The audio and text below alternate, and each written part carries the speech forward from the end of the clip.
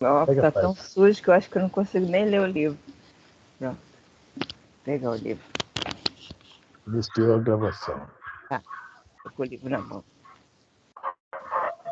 O livro Vida Feliz, psicografia de Edivaldo Franco pelo espírito Joana de Ângeles. Vamos ver o que vai ter para hoje.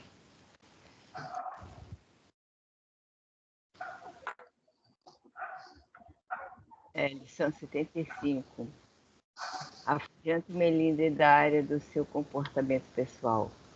Sempre encontrará pessoas simpáticas como inamistosas pelo caminho por onde segue. Não vale a pena melindrar-se, remoendo insatisfação. Toda marcha está sujeita a tropeços e dificuldades que constituem desafios e emulações para o avanço. Uma jornada sem problemas torna-se monótona e desmotivadora. Tu cresces em razão das lutas que enfrentas. Permaneces, pois, de bom humor sempre, mesmo diante das pessoas congeladoras e agastantes.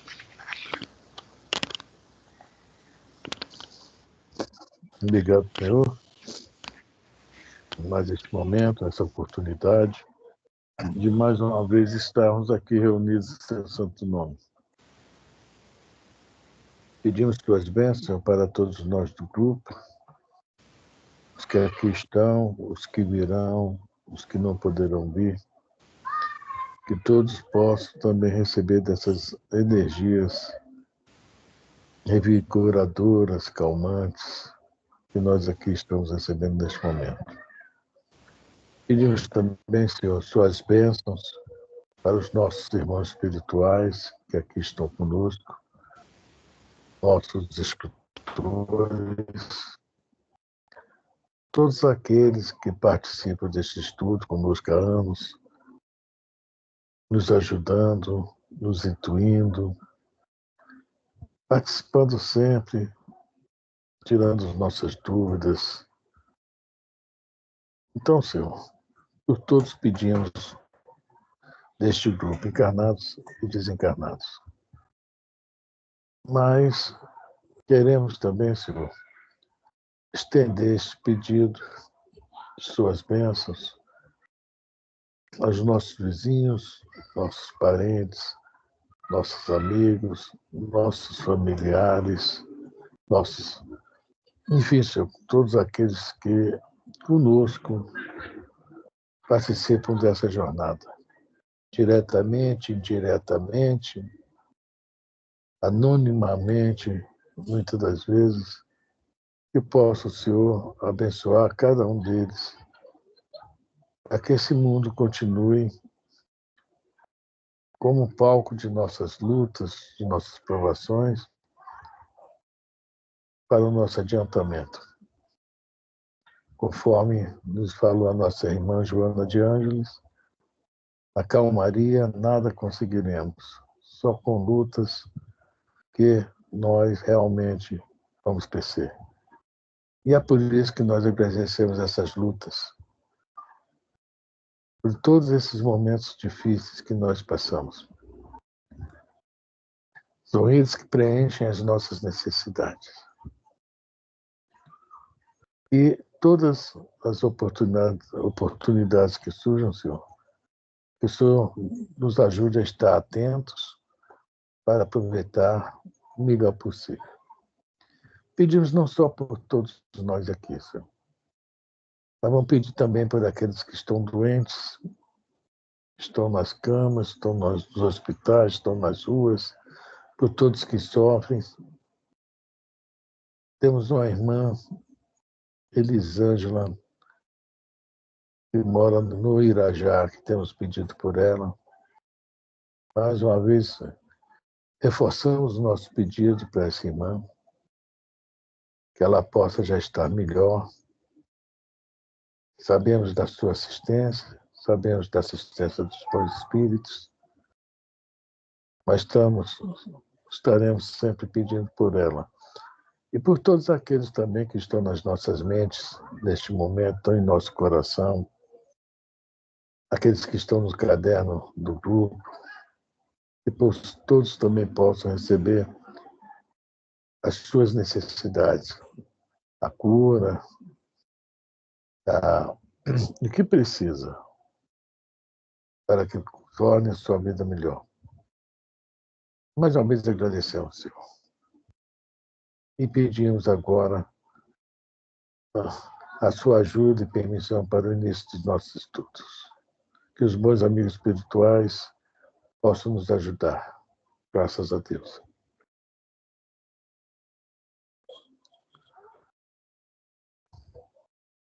Graças a Deus. Elisa? Eu fechei o microfone porque estava muito barulho aqui na rua. Eu pensei que eu tinha travado até. Boa noite, prima. Boa noite, Lourdinha. Boa noite, amiga. Tava com saudade de ouvir sua voz. Eu também. Boa noite, meu povo.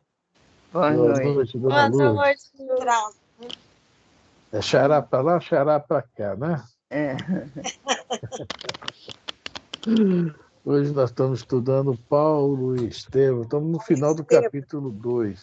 Final do capítulo 2, do capítulo 2 da segunda parte do livro, né? Capítulo 2, segunda parte, mas de capítulo 2, não. Paulo e Estevão, capítulo 2 da segunda parte. Bom. Peraí, qual a página, gente, por favor? No livro novo, a página é 231. 231, acho que eu faltei uma aula dessa. Não, está tudo escrito aqui.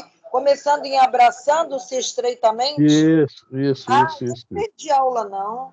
Ou então acho que eu estudei. Se não estudei, não, está tudo escrito. Não sei. Então, é aí mesmo.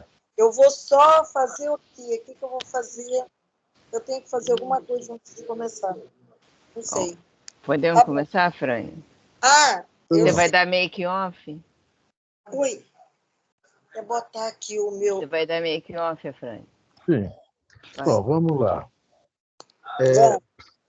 O que aconteceu na aula passada é que nós estudamos que Saulo se apresenta ao casal, né? Prisca e Áquila, né? Então, a Priscila e o Áquila, né? Ficaram surpresos, mas como bons cristãos, são muito iguais a muitos cristãos que eu conheço, inclusive um que nos fala, né? Aceitaram ele numa boa, né? Abraçaram ele, né? E se tornaram mais amigos a partir desse momento, né? Mais íntimos, né? Nos mostrando, né? Como funciona o Evangelho. Isso aí é como nós seremos no futuro. Com certeza, sim. E hoje nós estamos aqui aprendendo o Evangelho. O Evangelho está nos dando as coordenadas, está nos passando o que nós vamos precisar para a nossa jornada. Tá? Mas, com o tempo, como nós sempre falamos, nós aprendemos o quê? Fomos os mantras, né? Os mantras a gente repete, até que, né? Aprende. E a mesma coisa assim, nós vamos aprendendo, estudando, vamos aprendendo na prática, vamos passar por N situações, não vamos nos dar bem várias vezes, mas uma hora vai dar certo. Uma hora realmente o Evangelho vai estar em nós. E nós vamos ver como é que isso funciona. Né? Muito bonito, né? Muito legal mesmo a gente ver essa passagem aí. O pai do Áquila, né, foi praticamente assassinado e o Áquila abraça o Saulo, que indiretamente foi o culpado, né? Nós já estudamos isso aí também. E agora eles vão tomar as decisões para o futuro, tá? Os três juntos, né? Então é isso aí, tá? Vai começar justamente se abraçando suspeitamente, tá? Vamos lá. Então, vamos lá. Boa noite, Consuelo. Boa noite, gente. Boa noite a Frânia, Dona Lourdes, Lourdinha e Elisa. Falei todo mundo hoje. Nós estamos no final do capítulo 2 da segunda parte, Consuelo. Estamos no parágrafo que começa assim: abraçando-se estreitamente um amigo, Eu não sei se você tem livro Livro antigo. Livro antigo. antigo é igual ao do Ofânio. Qual é a Qual é a página? página, Fran? 257. O Tá, primeiro parágrafo da 257. achei. Abraçando as pessoas. Abraçando, tá bom. Então vamos lá. É.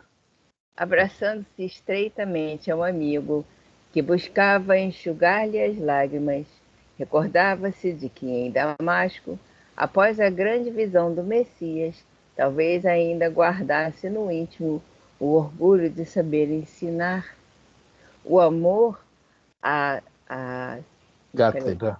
à cátedra de mestre em Israel, é porque eu perdi aqui na linha. A tendência despótica de obrigar o semelhante a pensar como ele, ao passo que agora podia examinar o passado culposo e pensar e sentir o júbilo da reconciliação, dirigindo-se com humildade à sua vítima.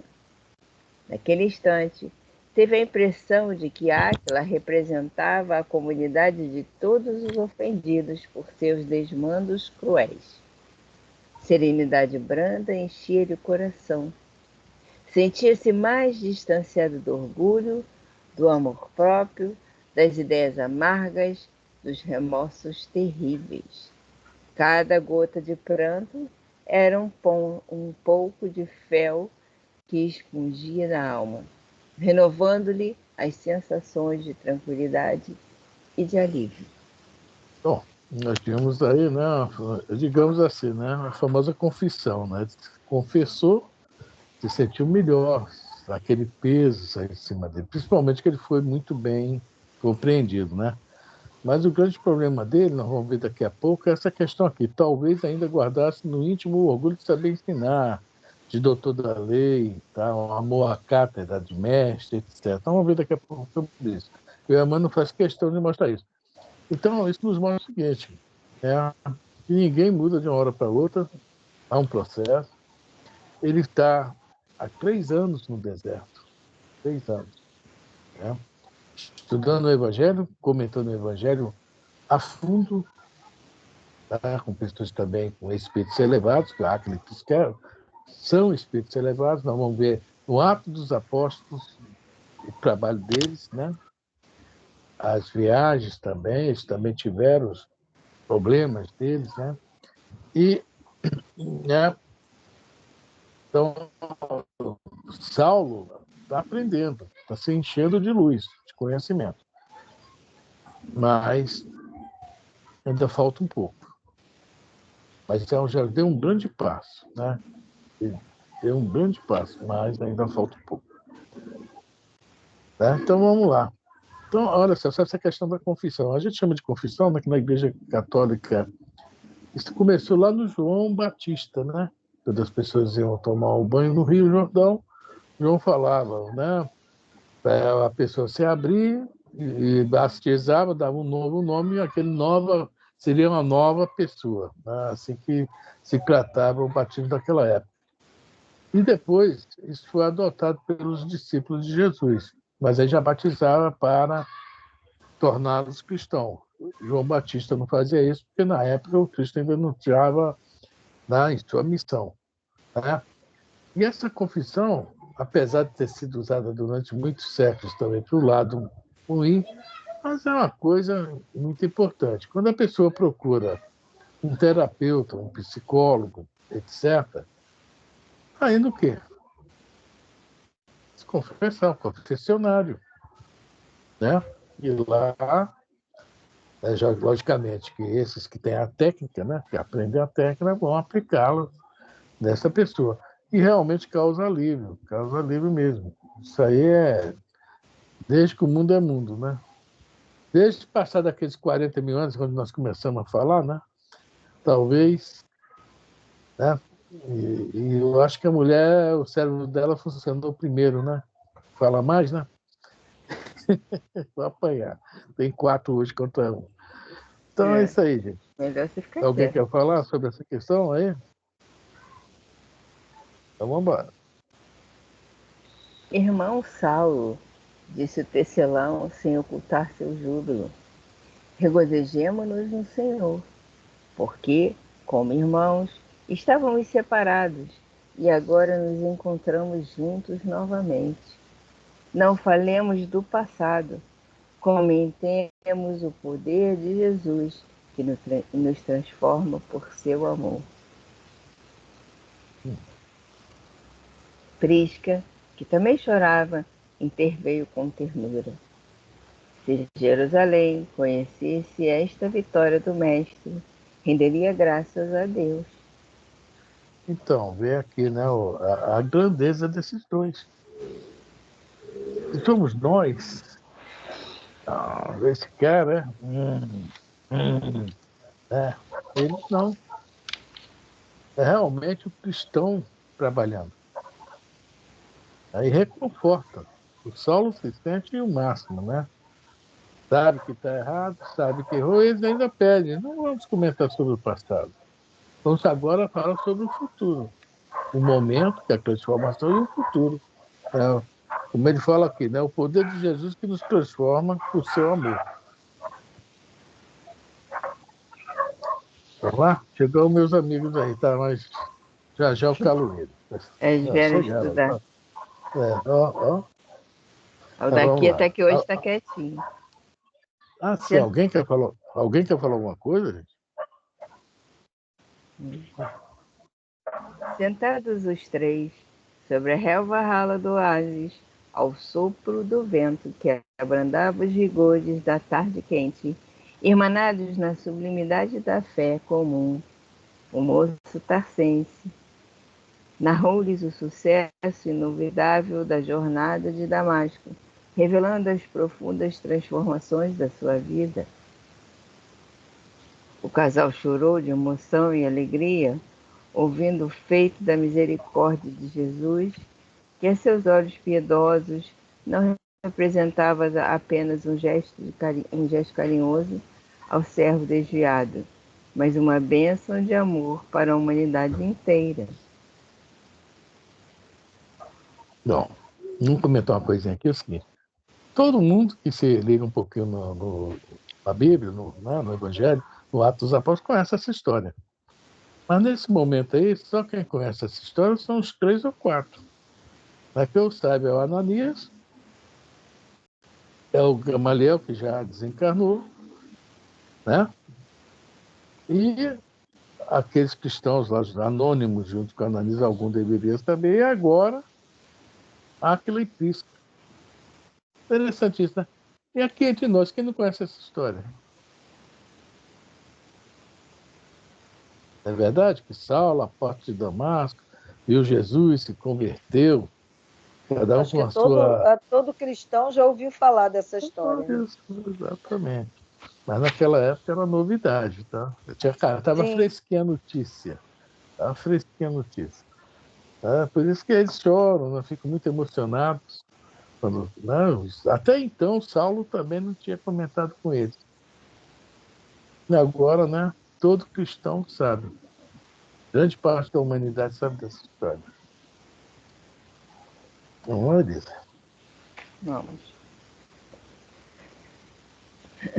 O casal chorou de emoção e alegria, ouvindo o feito da misericórdia de Jesus, que aos seus olhos piedosos não representava apenas um gesto de caridade ao servo, já tinha lido, né? Desviado, mas uma bênção de amor para a humanidade inteira. Daí por diante, a tarefa lhes parecia mais leve, as dificuldades menos penosas. Nunca mais passou um crepúsculo sem que comentassem a dádiva gloriosa do Cristo às portas de Damasco. Perguntinha, por que será que eles acreditavam? No Evangelho, nós temos a aparição de Jesus, né? Para Maria de Magdala, para as mulheres, Maria de Magdala, as mulheres, depois aos próprios discípulos. Temos aqueles 40 dias que Jesus ficou entre nós, né? Ressuscitado, entre aspas, né? Em espírito. Né? Temos aquela passagem do Evangelho de Lucas, que também havia 2 discípulos caminhando e surge uma terceira pessoa, conversa com eles, e lá quando chega a noite, eles convidam ele para ir para dormir na estalagem, né? Porque não era bom andar à noite e tal. E ali, naquele momento, reconhece também o próprio Jesus. Então, a gente vê que as narrativas de pessoas diferentes, lugares diferentes, né? O lance do Tomé, né? Também, né? Então, a gente vê que houve várias aparições de Jesus. Talvez somente essas tenham sido, né, escritas, trouxeram para a gente. Então, não havia nada de anormal, não. Nada de anormal para eles. Agora, não sei, né? Agora já tem muitos anos. Para a gente seria anormal, seria a volta de Jesus, que tanto esperam aí, né? Mas a volta de Jesus não vai ser física. A volta de Jesus é o quê? Nós estamos aqui estudando o quê? A doutrina espírita. Tá? Que virá restabelecer o que foi ensinado e trazer mais coisas. É o que está lá no Evangelho de João, mais ou menos falando isso. Então, a volta de Jesus é o seu Evangelho já sendo praticado. Essa é a volta de Jesus. É a prática do Evangelho. A prática das leis de Deus. Jesus, para nós, representa o Evangelho. Jesus é o Evangelho. Tá? Alguém comenta? Então, agora. Agora que o mestre nos reuniu, exclamava Áquila satisfeito, saiamos do deserto. Proclamemos os favores de Jesus pelo mundo inteiro. Eu e Prisca não temos muitas obrigações de família. Com a morte de meu pai, estamos sós no tocante aos deveres mais pesados e é razoável não perdermos o ensejo de auxiliar a difusão da Boa Nova. Além das lições de Levi, temos agora a visão de Jesus ressuscitado para ilustrar nossa palavra. Parece que deu assim um estalo na mente do Áquila, né? Vamos agora divulgar a Boa Nova. Então, os espíritos já preparados, né? Lucas, Timóteo, né? Vários, outros, Tito, outros que eu não me lembro não, vão surgir aí pela nossa frente aí, Barnabé, João Marcos. Olha só, uma equipe. Só uma equipe. Né? E o que o Aquila fala aqui é uma coisa legal, conforme falamos ainda há pouco, né? Essa questão da visão de Jesus ainda estava né, quente, não tinha esfriado. Com o tempo foi esfriando, né? Ele não apareceu mais. E aqueles que realmente tinham esse sentimento cristão já dentro de si, que foi aflorado com a chegada da Boa Nova, né? Às vezes nem viram Cristo, é o caso de Estevão, não viu Cristo, mas o simples papelzinho que Pedro deu com a anotação de Levi, ele falou, é ele, cadê ele? É ele, o Messias esperado. Né? Vamos lá, alguém quer falar? Só rapidinho, assim, se o senhor pudesse me dar alguns detalhezinhos pequenos sobre essas lições de Levi, que eu não estou lembrada quem é Levi. Levi é Mateus. É Mateus? Tá? Mateus do Levi Evangelho? era o cobrador de imposto, que se tornou um dos discípulos de Jesus. Mateus, Levi é Mateus. Ah, é? Levi era Mateus. cobrador de impostos? É. E tornou-se o Mateus? Depois passou a se chamar Mateus. Cristãos geralmente, né, quando eram batizados, ganhavam outro nome, né? O novo homem. Né? E Mateus já era, dentro dos 12 discípulos, eu acho que só quem sabia ler e escrever era Judas, acho que Tiago também, Tiago e Mateus. Tiago também. Pedro não. Então, Mateus ia anotando. Então, nós temos o Evangelho de Mateus como o mais próximo de Jesus, o Mateus presente. O Evangelho de Marcos, que é o João Marcos, que é o filho de Maria de Marcos, que é irmã de Barnabé, que é o primeiro que vai fazer a primeira, é um cristão que vai fazer a primeira viagem com Paulo, tá? O João Marcos, teve anotações de Jerusalém e de Pedro. Fez o seu evangelho, o evangelho de Marcos. Lucas pegou geral, Maria, e principalmente Lucas pegou também uma parte de Maria. Tá? E João, que é o evangelho, o último evangelho, já é um pouco diferente. Além de ter a vida de Jesus, ele é muito espiritual, o evangelho de João. Ele é um pouco diferente. E João também esteve com o mestre, mas ele não foi ele que escreveu, ele também foi ditado, tá, para outras pessoas que escreveram aquele evangelho. Tá? São os 4 evangelhos. Mateus e João próximo ao mestre, só que João levou o assunto de uma outra forma. É bem diferente o evangelho de João, bem diferente. É um pouco até mais difícil de entendimento. E Mateus, né, levou mais beabá, né? Digamos assim. Porque alguém quer dar mais uma... Eu quero falar assim. Então, os letrados eram Mateus, Judas e quem mais? Tiago. Tiago, né? Eu acho que talvez tivesse algum outro, que eu me lembro são esses 3. Tá? Pode ser que tenha mais um, né? Tá? Mas então, os letrados mesmo eram os 3. Mateus e João era mais próximo de Jesus. Mateus, João e Pedro, né? E Pedro, né? Eram mais próximos de Jesus, né? Não, digamos que mais próximo de Jesus. E Tiago, né? Também, quer dizer... Né? Digamos que todos eram próximos, mas o que Jesus sempre chamava para sair era João, Pedro e Tiago, né, Elisa? Era o Tiago, né? Jesus sempre chamava os 3 para ir juntos. Mas esse João não é o Batista, esse João é outro João. Não, João é evangelista. Vamos já esse é o falar. evangelista. Era um menininho, não era? Um rapazinho, o João Evangelista? Era. O Batista já tinha morrido. Já tinha morrido, né? Sim, já tinha morrido, tá. Ok. Tá? Então, vamos lá. Depois de muito tempo, às vésperas de retornarem à luta nos grandes centros populosos, ouvindo-lhes os apelos entusiásticos, Saulo indagou dos projetos que acalentavam.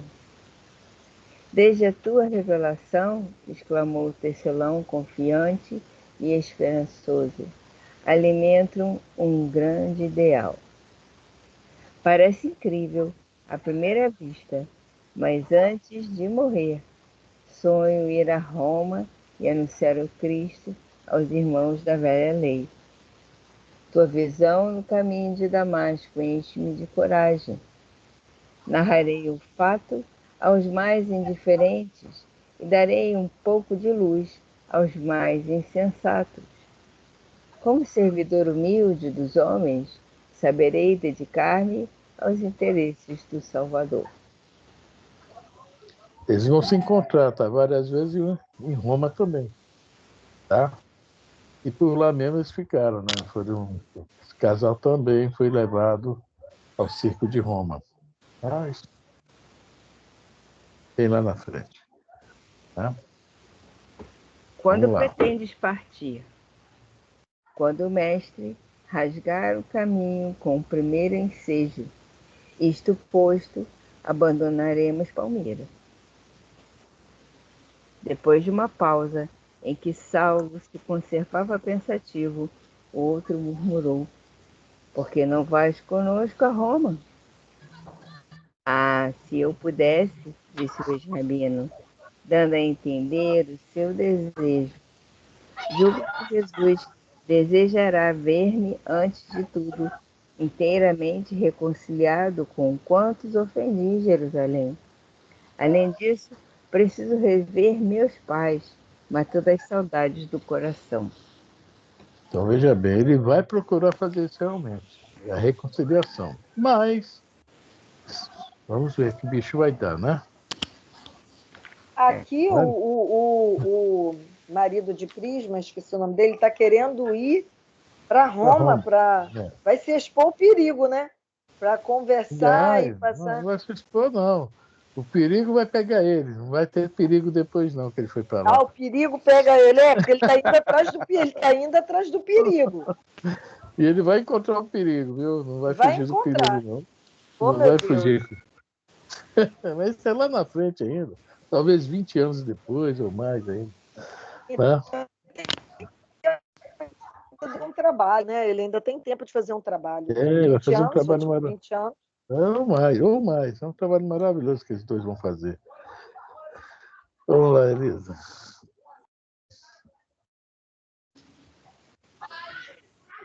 Com efeito, depois da passagem da grande caravana que lhes trazia os substitutos, servidos de um camelo, os 3 irmãos do caminho deixaram o oásis em direção a Palmira, onde a família de Gamaliel os acolheu com desvelado carinho. Áquila e a mulher ali ficariam algum tempo ao serviço de Ezequias, até que pudesse realizar o formoso ideal de trabalho na poderosa Roma dos Césares. Mas Saulo de Tarso, agora resistente como um beduíno, depois de agradecer a generosidade do benfeitor e despedir-se dos amigos com lágrimas nos olhos, tomou novamente o rumo de Damasco, radicalmente transformado pelas meditações de 3 anos consecutivos passados no deserto. 3 anos no deserto de Dan. 3 anos de meditações. O Haroldo Dutra, que quando saiu de Belo Horizonte, ele foi transferido para uma cidadezinha lá no interior de Minas, disse que era mó paz, que não tinha muito o que fazer. Aí ele até comentou isso na época com meu irmão, eu devo ser transferido de volta para Belo Horizonte em breve. Já vai fazer 3 anos que eu estou nessa cidadezinha por aí, é meu oásis de Dan, né? Foi onde ele também teve tempo de se preparar para nos passar a doutrina, né? Principalmente essa parte do Velho e do Novo Testamento, né? Onde deduz-se pelo caminhar da carruagem que o Haroldo Dutra foi um grande fariseu, um grande doutor da lei, né? E eu não sei se antes dessa reencarnação, né, talvez um pouco antes, ele tenha se dedicado ao cristianismo, mas com certeza, na época de Jesus, ele estava lá como doutor da lei. Podemos ter certeza disso, né? E ele veio muito preparado, que eu não esqueço que aquele programa que tinha na televisão com a Yasmin Madeira, é isso? Yasmin Madeira? Isso. Uma vez o Honório Onofre de Abreu, que foi o grande mestre, foi o Pestalozzi dessa turma que o Haroldo Dutra está no meio, que são vários, né? O Haroldo Dutra é um deles. E o Pestalozzi foi isso, né? Teve lá o Kardec, né? Foi o mestre de Kardec. Então o Honório fala para Yasmin Madeira, olha, esse rapaz aí, ele veio aqui para a divulgação do Evangelho. Vocês verão no futuro, tá, o trabalho dele. Nós estamos vendo aí o trabalho do Haroldo, né? Um trabalho maravilhoso, excelente. Ele está com 2 estudos, viu, gente? É que eu não tenho tempo. Ele está com o estudo do Cartas de João, não, Cartas de Paulo, desculpa. Cartas de Paulo e o Evangelho de João. Se eu não me engano, o Evangelho de João é hoje, nesse horário que nós estamos aqui estudando também, se eu não me engano. Tá? E Cartas de Paulo. E tem também outros estudos, mas esses 2 são referentes ao Evangelho. Mas já está bem adiantado. Eu descobri isso por um dia desse que eu vi que já estava na Cartas de Paulo, acho que já está no episódio 59, né? O Evangelho de João também já está bem adiantado. Mas se eu tivesse tempo, com certeza estaria assistindo. Bom, vamos agora. Acabou o capítulo 2 da segunda parte, vai começar agora o capítulo 3 da segunda parte. E o nome é muito interessante. Vamos lá, capítulo 3 da segunda parte, lutas e humilhações. A jornada se fez sem incidentes.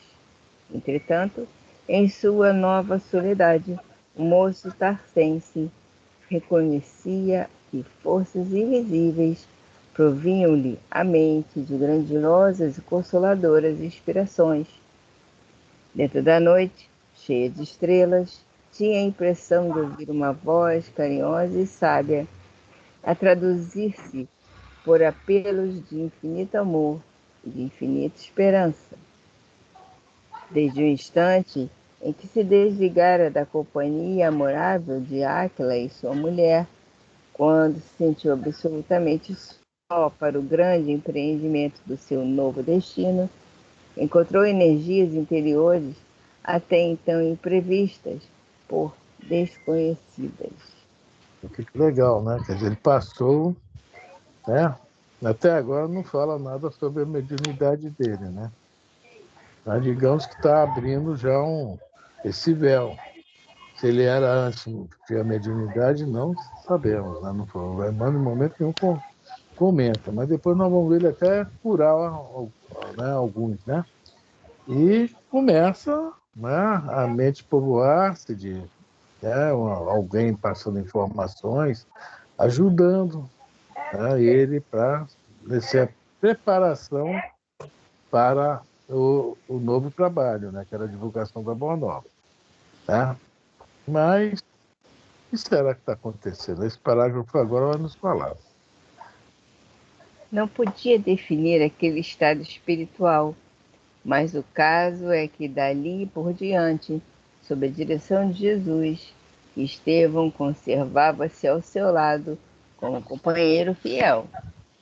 Interessante, né? Como Jesus gosta, né, da gente, né? Quando Saulo foi perseguir Ananias, quem foi atender Saulo? Quando ele ficou cego lá no hotelzinho lá, na estalagem. Ananias, né? Aí Ananias ainda fala, Senhor, logo eu? Ele vem me perseguindo, né, Jesus? E Ananias, fielmente. Agora, quem tá junto a Saulo? Estevão. Então, a gente vê que realmente o cristão, né, vai passando por situações que depois se torna uma coisa normal. Porque ele vê essa passagem aqui no planeta Terra como uma coisa, assim, uma passagem, uma necessidade, um resgate, uma missão, seja lá o que for. Tá? Não fica preso nessa simples passagem aqui pelo planeta. Essa simples reencarnação, aliás, desculpa, passagem não, reencarnação que nós temos. E fica maleável ao ensinamento do Cristo. Estevão, né? Vai lá ficar junto com Saulo. Estevão, que pouco tempo atrás foi apedrejado por ordem dele, não é isso? E aí? O que é que vocês acham disso? Agora eu fiquei curioso. É legal isso? Isso é ser cristão, não é? O fundamento do cristianismo é esse. É a nossa dificuldade de enxergar, de ler essa entrelinha, né? A nossa dificuldade de perdoar e de entender que a nossa missão é maior do que as querelas e do que os rancores. Exatamente. Isso aí, você falou tudo. Né? O cristão tem que levar o evangelho, ou seja, o evangelho é o seu modo de viver, né? Além de qualquer coisa neste mundo. O correto é o correto, o certo é o certo, o direito é o direito e vamos embora. Não importa o sacrifício que fará. Eu fiz um sacrifício, a própria vida. Né? Ananias também fez alguns sacrifícios, nós vamos ver daqui a pouco também, etc, etc, etc. Aí a gente vai ler na página que a Joana colocou no início, ela fala sobre que se a vida fosse monótona, né, nós ficaríamos estacionados, mais ou menos isso que ela fala.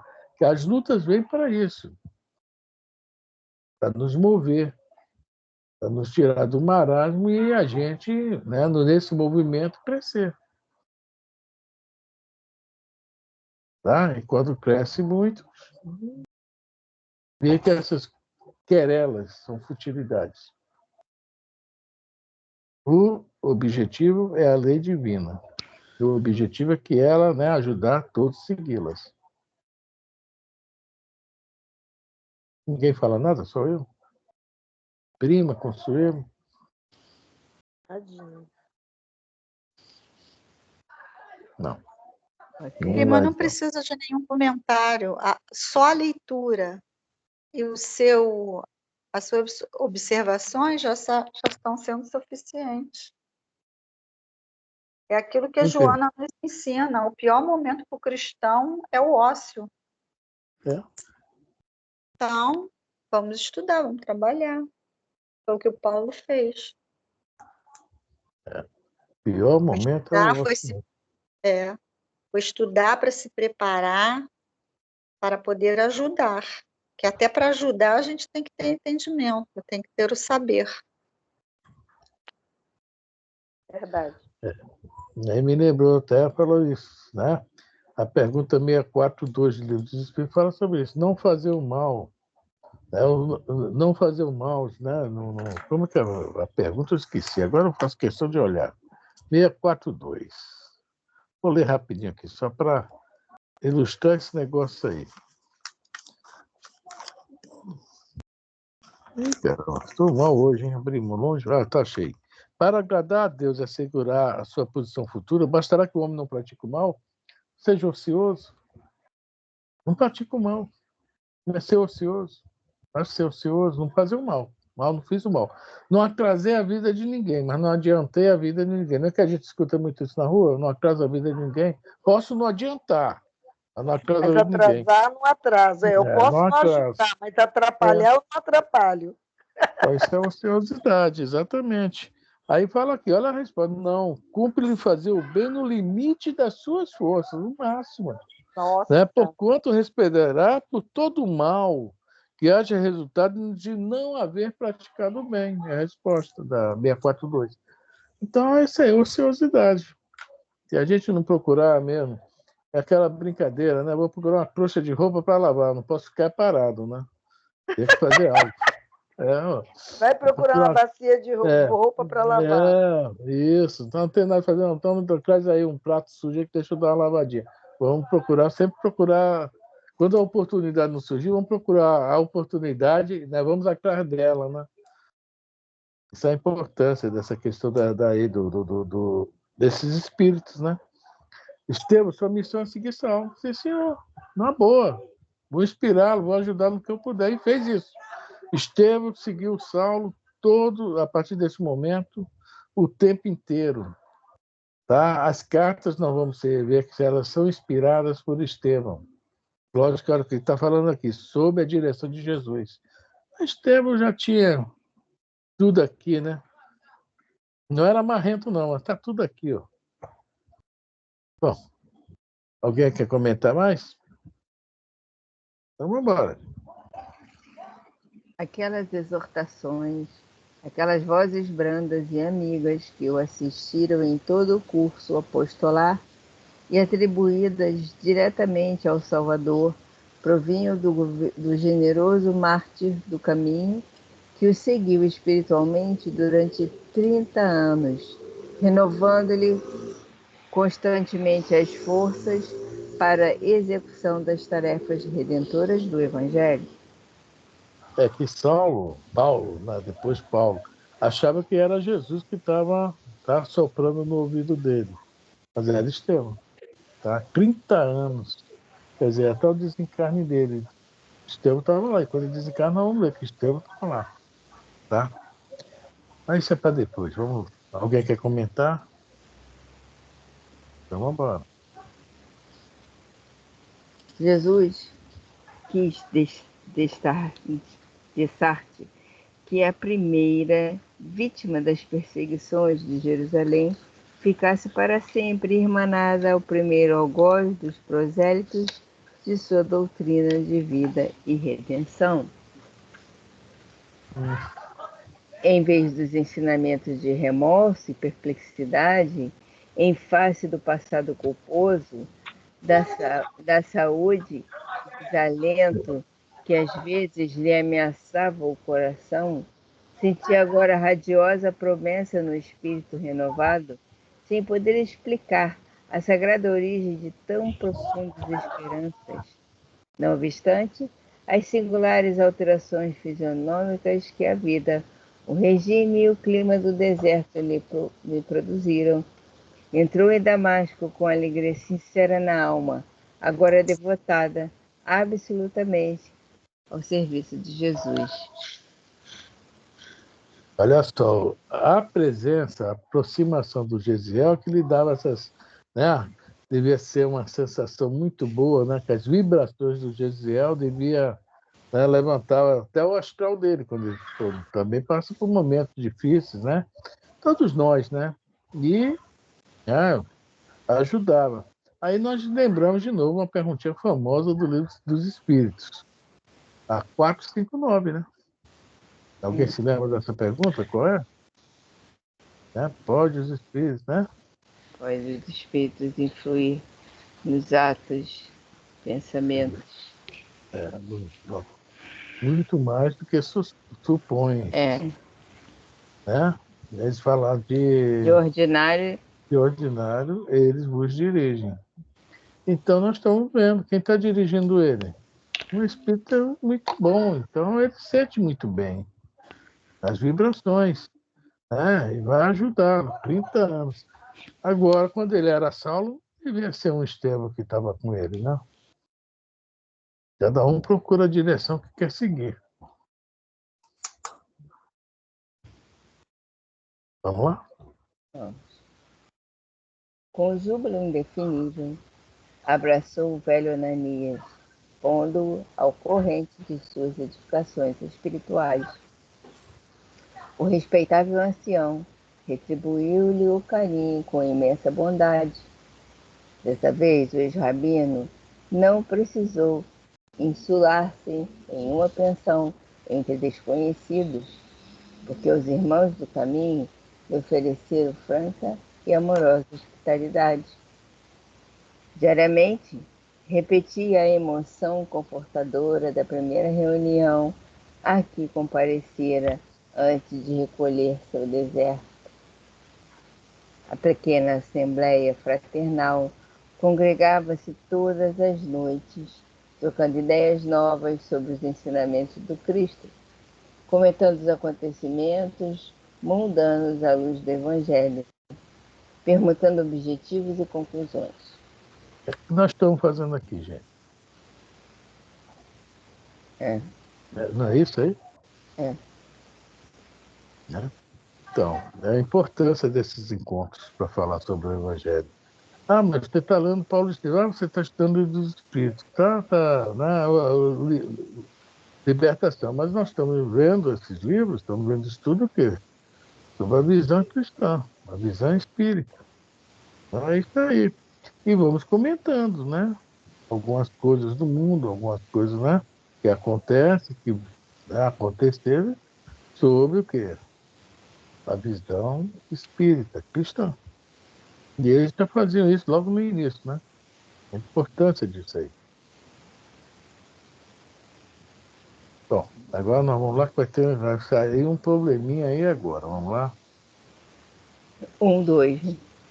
Saulo foi informado de todas as novidades atinentes à doutrina, experimentando os primeiros efeitos do choque entre os judeus e os amigos do Cristo, a propósito da circuncisão.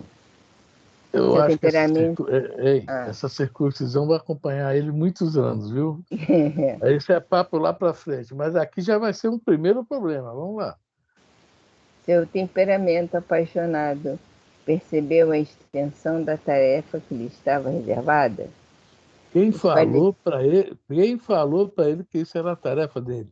Mas está falando, Emmanuel foi bem seu temperamento apaixonado. Sabe aquela história, né? Que a gente, né? Eu sou espírita, vou trazer meu irmão, meu pai, minha mãe, minha esposa, meus filhos. Opa, quem me falou que é essa a tua tarefa? Entendeu? Quem falou que tem que converter alguém? Quem falou que você tem que colocar suas ideias na cabeça de alguém? Cada um é livre para pensar o que quer, ter as suas decisões. Nós podemos orientar. Mas o temperamento apaixonado não aceita a orientação. Temperamento apaixonado aceita o quê? Não, tem que ser assim, ó. É assim, vocês estão errados. Então a gente vai vendo que essa mudança que a gente tanto, né, estamos aí, como já estamos fazendo, que não é fácil. Não é fácil. Aceitar uma opinião contrária, para a gente ainda dói. Ainda é difícil. Né? Olha, mesmo sabendo que às vezes essa opinião é totalmente errada, é totalmente errado porque a gente se aborrece às vezes ouvindo. Está errado. E aí? Então, deixa que o outro depois vai abrir o olho. Se pedir orientação, não, meu amigo. Olha só, tá legal. Não, você está errado. Então, esse temperamento apaixonado do Saulo tem muito a ver com o nosso. Bom, ele está achando que ele está certo sobre a questão da circuncisão e os outros errados. E vamos ver que o bicho vai dar. Vamos embora. Os fariseus formalistas da sinagoga não mais se insurgiam contra as atividades do caminho, desde que o seguidor de Jesus fosse, antes de tudo, fiel e observador dos princípios de Moisés.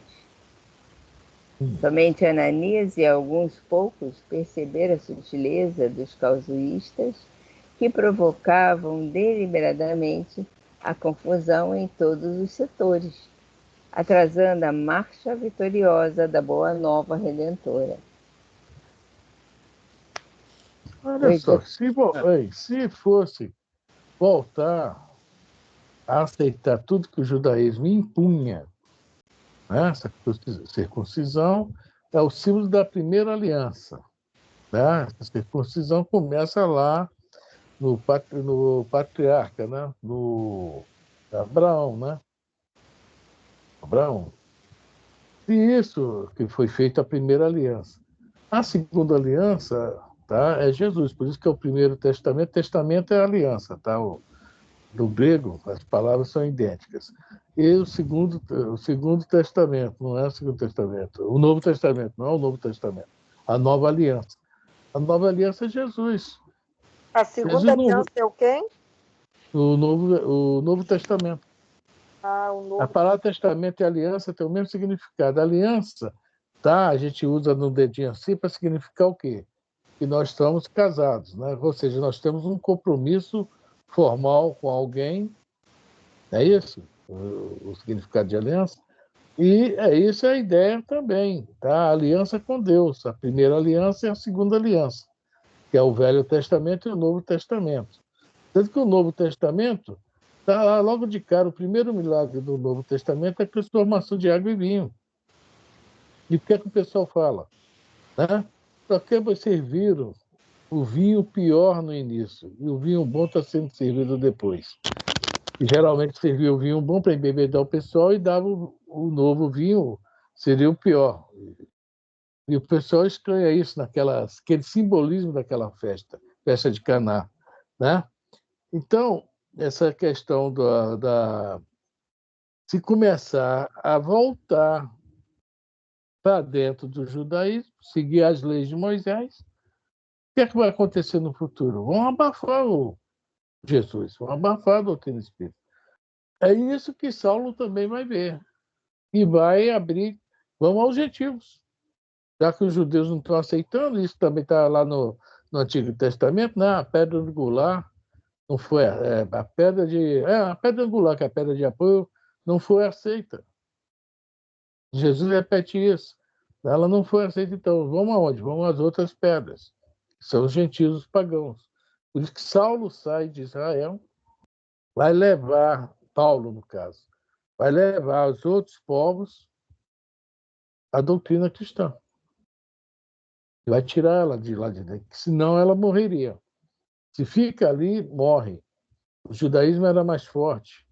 Vê que até hoje o judaísmo está aí forte. E não aceita o cristão, não aceita o cristianismo, com raras exceções. Mas Saulo vai não. Bom, vamos lá, ele está certo. Está errado, Ananias também está certo. Mas talvez não fosse a hora. Vamos lá? O ex-doutor da lei reconheceu que, na sua ausência, o processo de perseguição tornara-se mais perigoso e mais imperceptível, porquanto as características cruéis, mais francas do movimento inicial sucediam às manifestações de hipocrisia farisaica, que é o pretexto da contemporização e benignidade mergulhariam a personalidade de Jesus e a grandeza das suas lições divinas em criminoso e deliberado ouvido. Aquela história, né? Os cristãos eram pobres na sua maioria, eles distribuíam mesmo lá na própria casa do caminho, os fariseus, os judeus estavam ajudaram, mas tomar lá da cá. De uma certa forma, oferecia para tirar. E o que fala aqui, né? A grandeza de sua justiça divina, criminoso e deliberado ouvido, esquecimento. Né? Era esse o plano deles, ou seja, estavam agindo agora com sutileza. Eles viram que na pancadaria não estava resolvendo, então vamos ser sutis, vamos. Né? Nessa sutileza, poucos percebiam essa jogada que estava por trás de tudo isso aí, né? Então, o cristianismo passou por muitas dificuldades no início. A gente leu Atos dos Apóstolos, leu o Evangelho, depois leu as cartas, acho que foi tudo fácil. Foi muito, muito complicado isso início. Né? Abafaram muito ele, mas conseguiram. Conseguimos, né? Vamos lá. Coerente com as novas disposições do foro íntimo, não pretendia voltar à sinagoga de Damasco para não parecer um mestre pretensioso a pugnar pela salvação de outrem antes de cuidar do aperfeiçoamento próprio. Mas, diante do que via, coligia. Não, é que eu me perdi aqui no texto. Mas antes do que vi, coligia com o alto senso psicológico, compreendeu que era útil arrostar todas as consequências e demonstrar as disparidades do formalismo farisaico com o Evangelho, o que era a circuncisão e o que era a nova fé. Expondo a Ananias o projeto de fomentar a discussão a respeito do assunto, o velhinho, generoso, estimulou-lhe os propósitos de restabelecer a verdade em seus legítimos fundamentos. Bom, acho melhor a gente parar aqui, que agora o assunto o caldo vai entornar, entendeu? Vai ferver um pouquinho, tá? E a gente vai entender um fato que aconteceu, que no Evangelho só fala sobre o fato, não tem os detalhes do fato, né?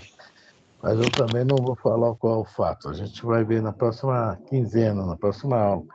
Então ele fala para o Ananias, tem que ir lá explicar a eles que estão errados. O Ananias, poxa, era um cara muito bom, né? Também nessa hora, aí o Ananias deu uma... pessoa falou, será que é bom ele ir lá nesse momento falar sobre isso? Mas o que está acontecendo aí é que o fariseu ainda está muito aceso dentro de Saulo. O pensamento que ele foi criado durante 30 anos, né? Do mestre, do poder pela palavra, da persuasão, e tentar mesmo botar o pensamento dele na mente dos outros. A gente vê muito isso aqui hoje. Hoje em dia isso acontece muito, né? E nós vamos ver o que vai acontecer na próxima quinzena. Tá? E entender já um fato do Evangelho, no Atos dos Apóstolos, no caso, né, que está lá. Alguém quer comentar alguma coisa, gente? Primo, eu queria saber, próxima quinzena ou não, né? Semana que vem. Desculpe, é mesmo. Semana que vem é dia 6, né? 5. É dia 5. Dia 5, desculpa. Que bom, é bom que a gente não foge desse assunto, está fresquinho ainda na mente. Então, 5/7, isso mesmo, Lúcia. Que bom. Que bom que você